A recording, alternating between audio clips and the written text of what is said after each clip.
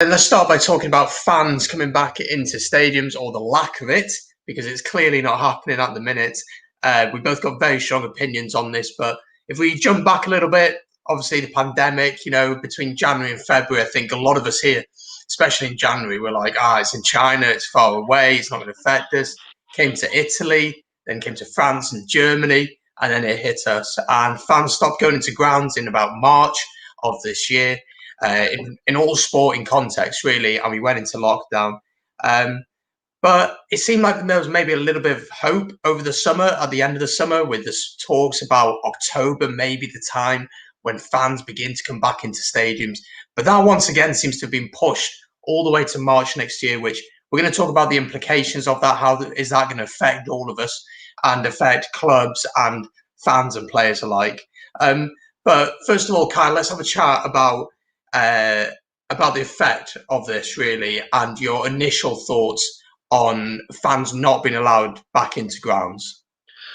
Well, I think the general thing is a bit ridiculous. As you say, I have strong opinions on it because there have been test trials in various places. There was one, the Glasgow Edinburgh, 700 fans are allowed in, no coronavirus outbreaks. There's cases in football as well where it's happened. Up in Scotland, there was one of the Aberdeen games, my home city. It was like, I think it was like 700 fans were allowed in there. No COVID outbreak cases. Over in Germany, as you know, and in some other places in Europe, they're starting to allow fans back in slowly. Borussia Dortmund, they're allowing 11,000 folk into their 80,000 seater stadium. No COVID outbreaks so far. So, but I think, again, it just kind of ties into everywhere else where there have been spikes happening, and the authorities over here and across the whole of Britain have just panicked, really, just thinking, panic, and we need to stop this now. And it seems to be like the sports venues and the sports grounds that have taken the hit, even though if you actually look at it logically, there are ways that it can definitely work, getting fans back into the ground, whether it's like a third or quarter full stadiums, and to have like social distancing measures in place, hand sanitizer stations. I'm a bit skeptical on the masks, but I mean, folk can have their opinions on them. I'm not sure they should be compulsory because I think it's outdoors, and with social distancing, I don't think the mask would be as big an effect. Again, there might be some typing just saying, what are you talking about there? But like I said, as I said to you the other day, it was like a 20,000 seater stadium. I don't see how they couldn't fill that with 5,000 people. Let's say for now, maximum, social distancing across the stadium. And also, I think, at least for the short term, I wouldn't be selling alcohol at the games just because, folk can get and drink with them. But that's something I think could, like the fans coming back in, be introduced slowly. But yeah, I think the authorities have, again, they're just going along with the, every time there's a positive test or a wee spike somewhere, they're just going to panic mode, and there's not much rationale being taken at all. Exactly, I agree with you. And it's not just sport. I know that we're talking about rugby here, but things such as music. Someone high up in the government, I can't remember what his name, said people who are musicians should retrain. Things like that. That just is not. Rugby is a passion at the end of the day, but it's also a livelihood for a lot of people. But a lot of the examples you speak about, Borussia Dortmund, big football fan. I am 11,000 in a stadium, no problems at all. And I actually think when fans get back into the stadiums, if they get that opportunity, which they have shown already, they're responsible. They know, they understand the rules, they stick to the rules, and they've shown that they're capable of doing that. So I don't know what the issue really is.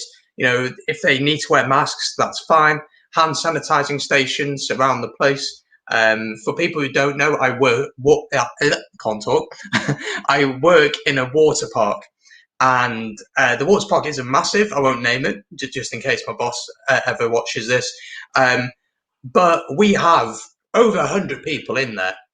And the reality is social distancing is not possible in there. People have to use common sense. If someone's coming past you, you move out the way. Or if you're queuing on a slide, you make sure you stood far enough away from each other. It's common sense. And yet children know this anyway. Adults know this. And so why do the government think that people would not be able to do this in a massive ground, which could potentially see, I don't know, let's take the Ospreys, for example, probably one of the biggest in the Pro 14, the Liberty, 20,000 seater stadium.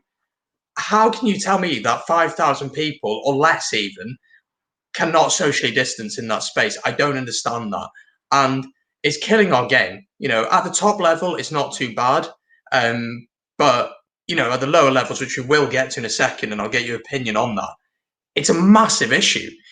Smaller teams, semi-professional teams, amateur teams on a Saturday where you can go and watch them for free. But the real way they make their money is through selling food on the day, selling drinks on the day, things like that. That revenue is just not coming in. It's killing our game. Sorry, Brandon. It's worth mentioning that a lot of those lower down the professional game you mentioned, they're still not back playing yet. I mean, up in Scotland, it's only Glasgow and Edinburgh who are back playing again. The rest of us, like the levels I normally referee, like amateurs and schools, it's there's still teams training, but the games aren't starting up again. At the moment, it's 31st of October, but given the new restrictions that are put in place, there's expected to be another delay there. So, it's not looking very promising. I mean, even the thing at the top levels, because we have to understand also, rugby doesn't have the same revenue, doesn't generate the same revenue football does. I mean,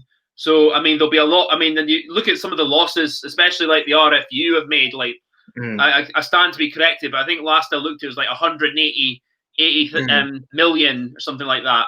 And Scottish rugby, we've made 30 million losses during COVID. It's it's huge numbers that are unsustainable, and so there needs to be again, going forward, if you're wanting to progress the game, and even for future developments of looking to get players through to the top level, need to start getting more investment. And again, that's getting fans back in slowly, but it's it's going to be a long time before they make up the losses. But I mean, at least if they're getting let's say a quarter full stadiums, they'll be making some revenue and some of their losses back. But again, like how long it will take, I don't know. But I just think, as I said, authorities have gone into panic and aren't because you're right to say, I mean, you'll still get one or two idiots, but for the most part, folk have been responsible in the game in the games where fans have been allowed back in.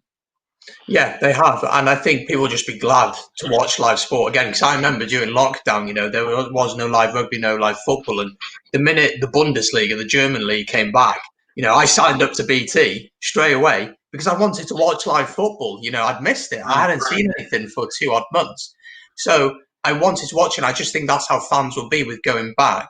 Is they'll just want to watch live sport, so they'll understand their responsibility, not just to themselves but to others as well. And football has gone back.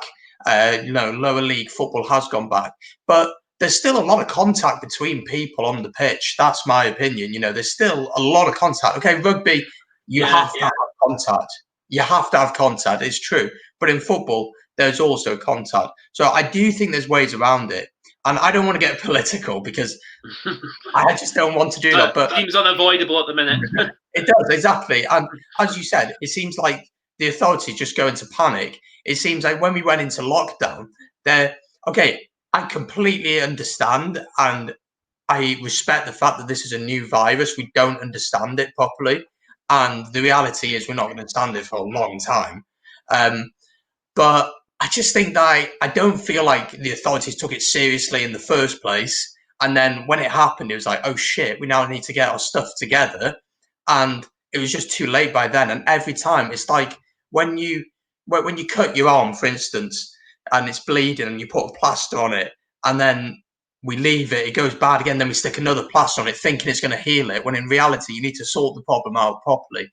So it feels like the government are kind of not faffing about with it, but are trying to paper over the cracks. And I understand and I completely respect the fact that it's a very difficult job, but for rugby to survive and to try and get some of those losses back, it does need to get fans back in. And I genuinely believe that fans are responsible enough to ensure that nothing goes wrong and people will use their brains, because on the whole, rugby fans are good people. They're good people. You can go to a game, you sit next to someone, You don't know them, you've never met them before in your life, but you can have a chat with them because they love rugby and you're at a rugby match. And it's as simple as that. And I just think that a little bit more trust needs to be shown in people, that we can do this. Yeah, but then you look at some of the cases where spikes have happened, and especially up here in Scotland, where it was a case of a mass house party, and there was that, along with the whole thing with the student dorms thing. Again, we don't have to get into great detail, but it's just stuff like that where spikes have happened.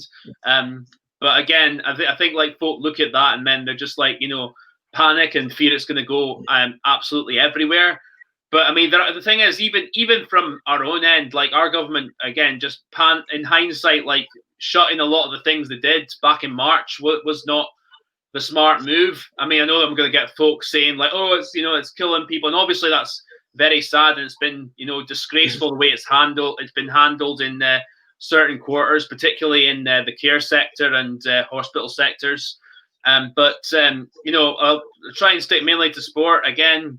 I mean, again, like without how it's gone, as we say, there are ways you can definitely work fans back in. And again, to be on the safe side, as I said, I wouldn't serve alcohol at games in the short term. I think for the most part, I think fans will adhere to that because I think we're all just wanting to see rugby games again and go and watch games with a bit of atmosphere because the games I have seen since the restart, both rugby and football, just with no fans there, it's just been pretty rubbish, to be honest with you. It's just felt like weird. It's just felt weird, but it's also felt very eerie. Like, you can just hearing almost tumbleweeds blowing around the stadium as they're, passing the ball around or throwing the ball around or making a tackle and such. And, so, I mean, with no atmosphere, it just feels like there's no game or just no real spectacle and such. So yeah, and it has been very strange. I think it's been interesting though, because one of the things I've enjoyed, maybe more with the football, is you can hear the players talking to each other, and I find that quite fascinating. Hear the conversations that you hear on the pitch, and what players are talking to each other about. I did come across an article this week from Rob Baxter, who's talking about the fact that this time now in the pandemic is the most dangerous for Premiership clubs, and that I think gives you an indication of where we're at with things. If Premiership clubs are struggling financially, you can only imagine how hard it must be for other clubs around our country. You say that the Premiership is financially more strong than the Pro 14.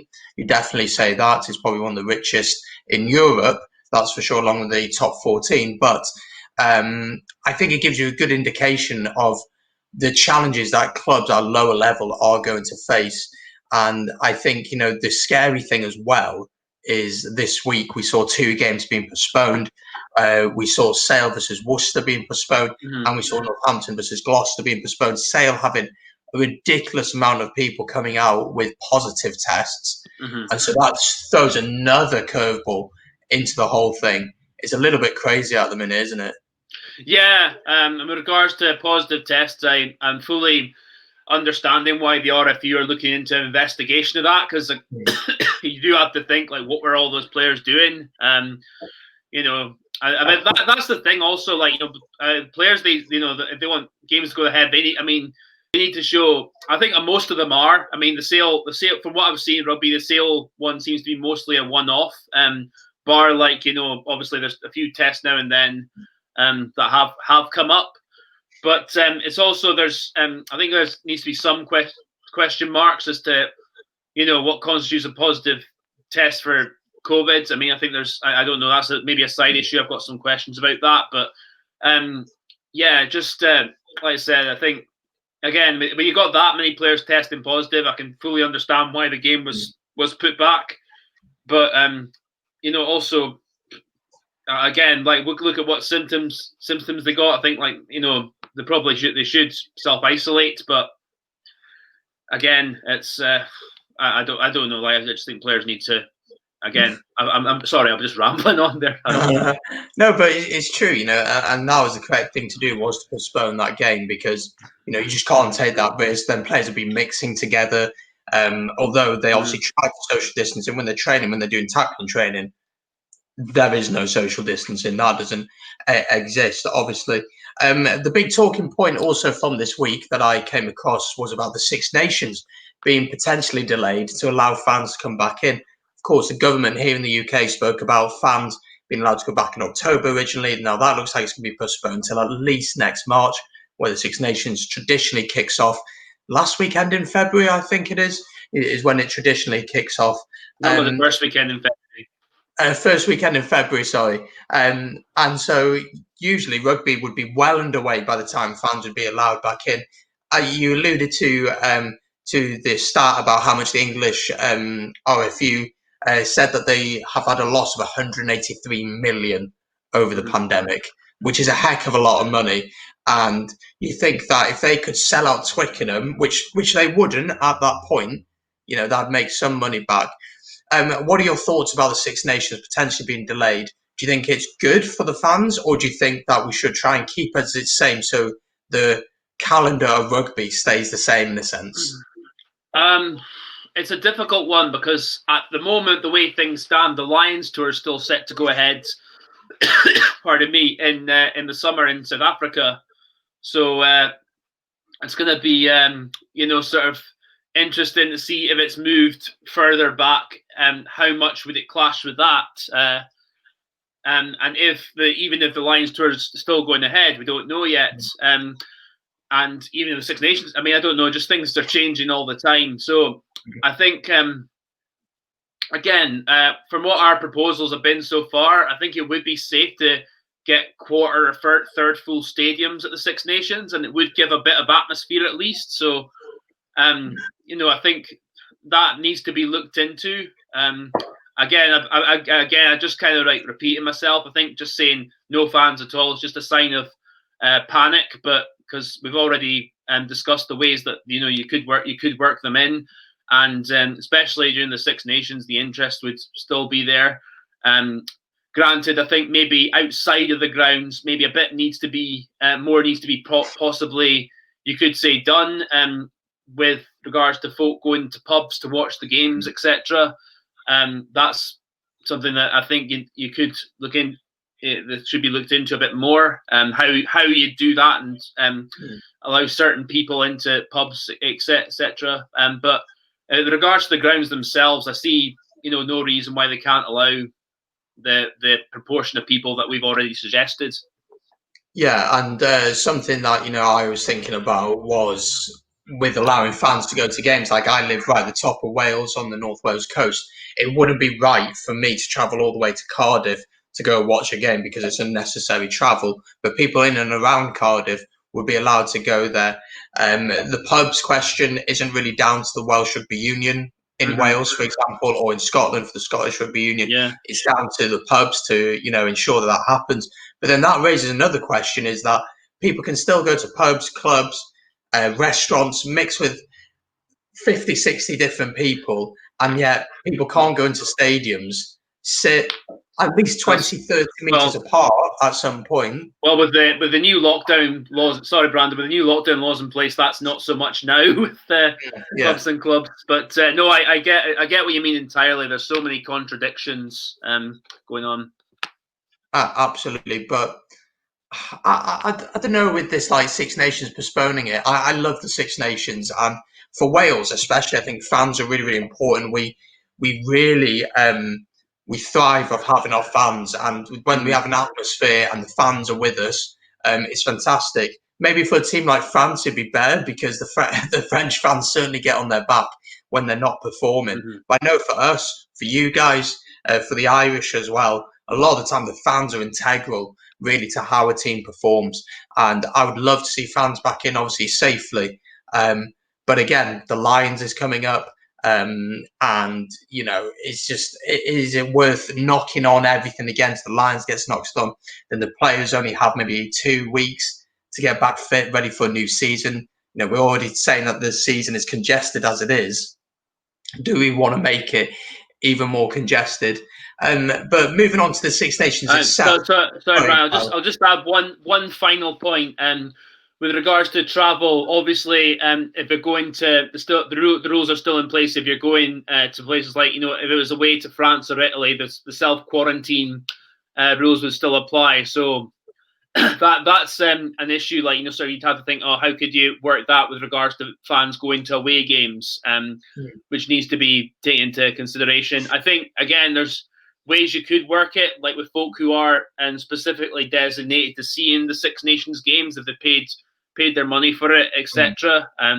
Providing, obviously, I think they take some responsibility themselves and quarantine when they get there, allowed to go to the games, etc. But again, that's it. That's in theory and execution how you'd work that. There, could be a few flaws, but I don't think it's impossible, I'd say.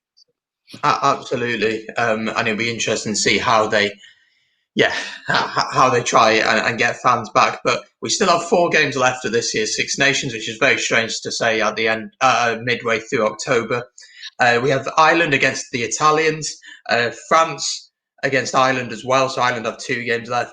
Italy against the English, and then us against you guys, which in the Six Nations I'd have been very worried about because we weren't playing great rugby. We were a bit all over the place. Went away to Dublin. Our defence was absolutely shocking. I remember Stockdale had a field day. He had half the pitch to play with. But then 4 games quite interesting. England probably, you'd say, are the front runners along with France to win the tournament itself. Ireland against Italy, first of all, end of the month.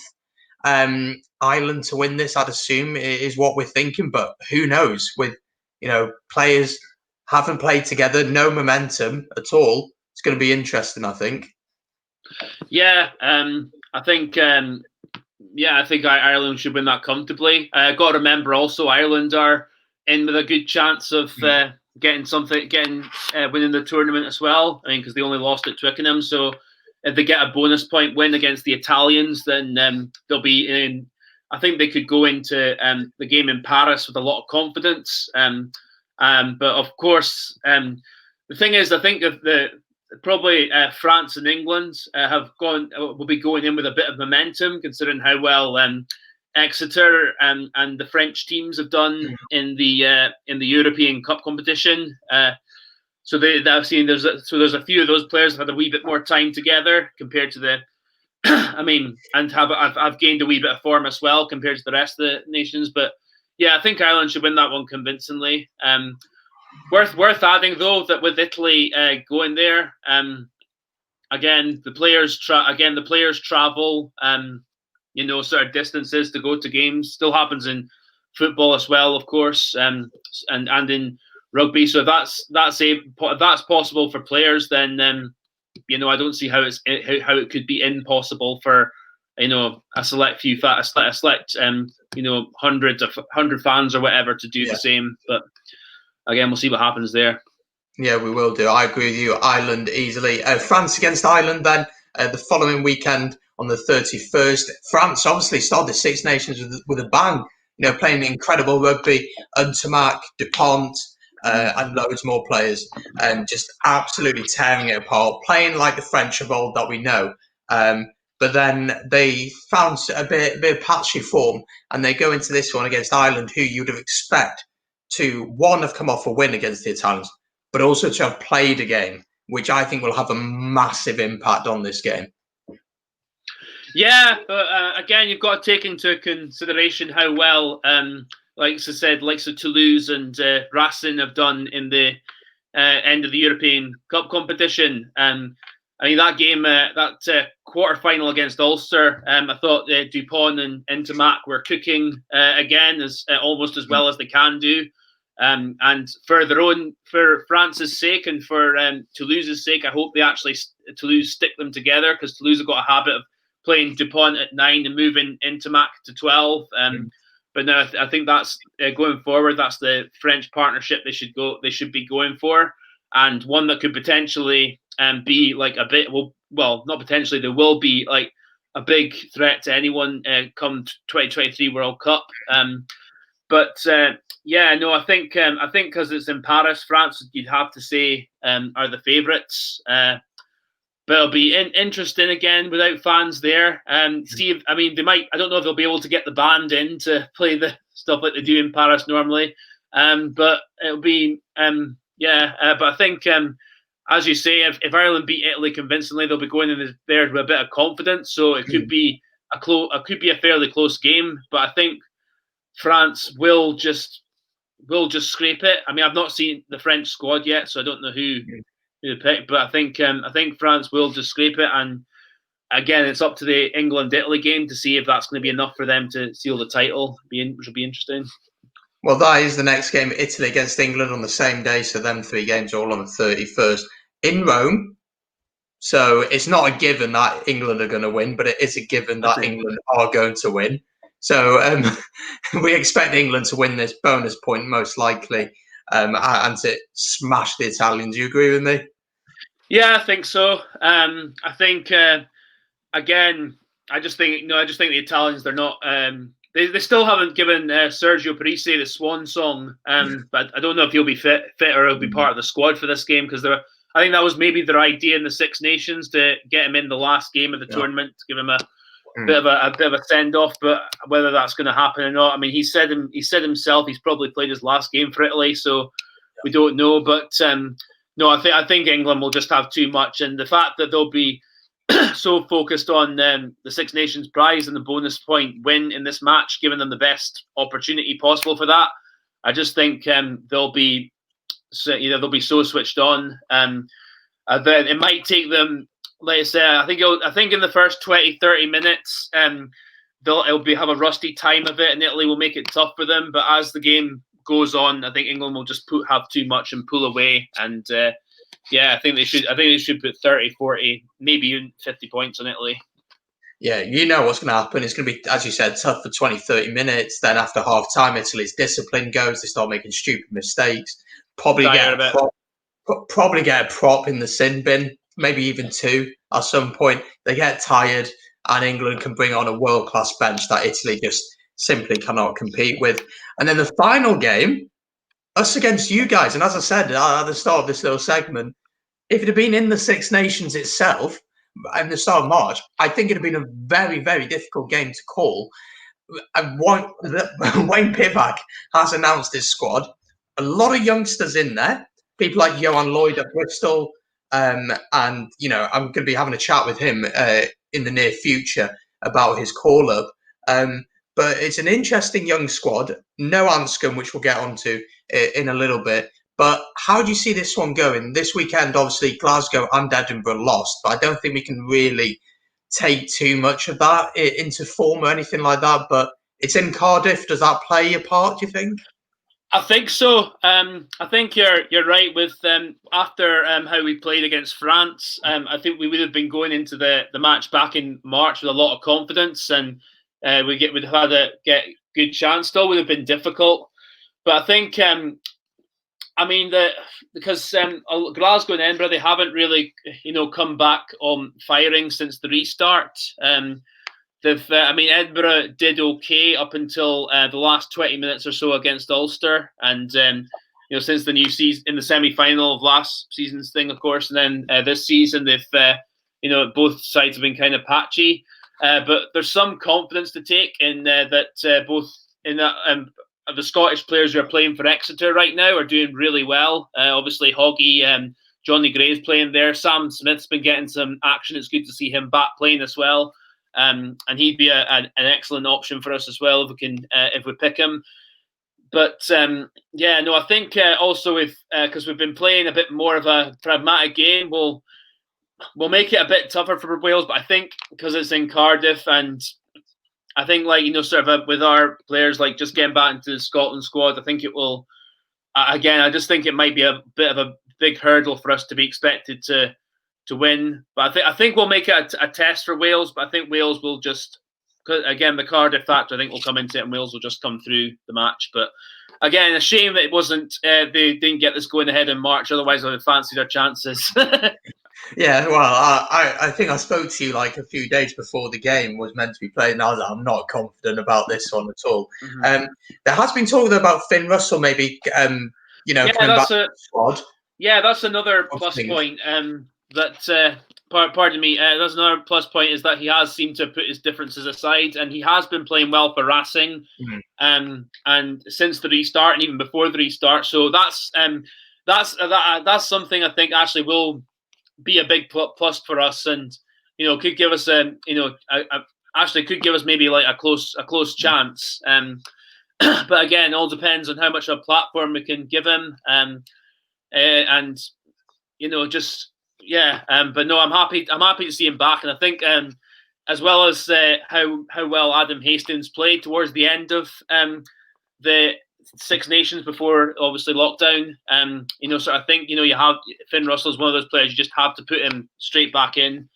I think that will work slightly in our favour, but whether it's maybe enough to get us a victory, I'm not convinced. Because but a lot of it, again, I know it's the cliche of rugby. It comes down to the forward pack, I think, and who can get the upper hand there. I think Wales will have maybe just a little bit much for us there in some departments. But then again, if with how Ritchie and Watson, how our old back row was playing towards the end of the postponed Six Nations, if they can find that sort of form again, every chance. But I'll stick with a Wales close win. Yeah, it will be close. And I think the other thing to remember about Finn Russell is that he's been playing pretty consistently since rugby return, and he's got a final coming up. And so that will be a big thing as well, playing against a top team in Exeter, playing at a competitive level. That's something that some of the Welsh lads may not have had as much as though they are playing in the Pro 14. Finally, let's chat about this man who's going to come on screen now, Gareth Anscombe, ruled out for another potential year from injury. Injured last August in a warm-up game against England. We built the team around him for the 2019 Rugby World Cup. He was the guy who was going to play a little bit more attacking, take the ball to line. I was in favour of him actually starting over Biggar and Biggar coming on. But unfortunately, probably out for the rest of the season at least. We've already seen him in an Ospreys shirt. Very tough for him. Yeah, no, I feel for the guy. It's never nice. You get yourself back training again after an injury, only to be told you're out for another year. But no, I think because I was thinking that sort of more in the Wayne Pivac way he's trying to get Wales playing. I think Anscombe is definitely a more suitable 10 for that role than Biggar is on his day. But again, sort of you have to give him the time he needs to recover and see where he's at when he's back fit. I wish the guy well. Hope he does recover, and because on his day, I think he's a very good player. Yeah, I think on his day he can really tear teams apart sometimes, and that's something that we definitely we want to see him play for Wales. In the Wales squad, 3 fly halves: Dan Biggar, Patchell, and Callum Sheedy from Bristol, along with Johan Lloyd. Both of them not capped at international level, so the likes of Jared Evans misses out. Sam Davis, another one. As I said before, prefer Anscombe to Biggar, but I think Biggar will be starting for us over the likes of Patchell. But I think Patchell has done really well as well recently. I think that's pretty much everything we want to talk about. Is there anything else you want to have a chat about? Not off the top of my head. Mainly just hoping we can get fans back and we can start enjoying the game again. But also remember, understand perspective is key as well. With regards to understand, there's some folk who are getting COVID who are having serious problems with it, but in other cases, it seems to be just a bad cold. And but I don't want to sound like I'm quoting Trump there, by the way, folks. Okay, I'm just saying, sir, there seems to be different strains of this virus that's affecting some folk worse than others, and I think more needs to be looked into in that regard. But I mean, also for, like I said, just for our sport's sake, and we all love our sport. I just hope we can, sort of get it back and get some livelihood back, and sort of again get some atmosphere at matches as well. But time will tell. We shall see.